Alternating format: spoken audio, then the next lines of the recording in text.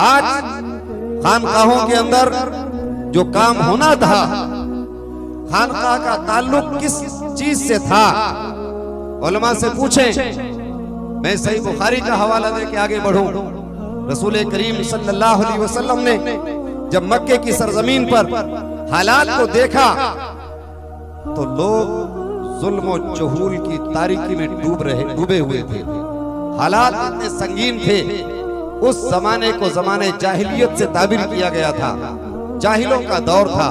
न उठने का सलीका था, न खाने का सलीका था, न पहनने का सलीका था, न चलने के आदाब थे, न इंसान को जिंदगी गुजारने का कोई फन हासिल था। इंसान जानवरों की कैटेगरी में आ गया था। ऐसे आलम में जब खानकाहों का एक निजाम फतरत के अंधेरे से गुजर रहा था और कहीं कहीं राहिब और गिरजाघर वो खानकाही निजाम को लेके चल रहे थे, वहीं पे दीपक जल रहे थे और बुझ रहे थे।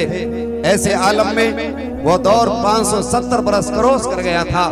रसूल करीम सल्लल्लाहु अलैहि वसल्लम की बेसत हजरत यीशु मसीह अलैहिस्सलाम के 570 बरस के बाद हुई। मेरे रसूल ने 40 साल के माहौल के सन्नाटे को देखा, अरब के जाहिल और जाहिली माशरे को देखा। पैगंबर इस्लाम अलैहिस्सलातु वस्सलाम ने उसके बाद जब उनका उठना बैठना जीना मरना और जिंदगी गुजारने के तरीकों को देखा तो देखा कि ये कौम पूरी जहालत में डूब चुकी है। रसूल करीम सल्लल्लाहु अलैहि वसल्लम मक्के से 3 मील की दूरी पर गारे हिरा में जाके फरोकश होते हैं। पैगंबर इस्लाम ने अपनी शरीक हयात हजरत खदीजतुल कुबरा से कहा कि सत्तू का इंतजाम करो, थोड़ा खजूर का इंतजाम करो। रसूल पाक ने थोड़ा खजूर लिया, थोड़ा सत्तू लिया और छागल में पानी भर के रसूल करीम अपने घर से गारे हिरा की तरफ जाते हैं। मक्के में अपने घर से 3 मील की दूरी पर एक पहाड़ी पे रसूल करीम सल्लल्लाहु अलैहि वसल्लम उसमें गार के अंदर फरोकश होते हैं।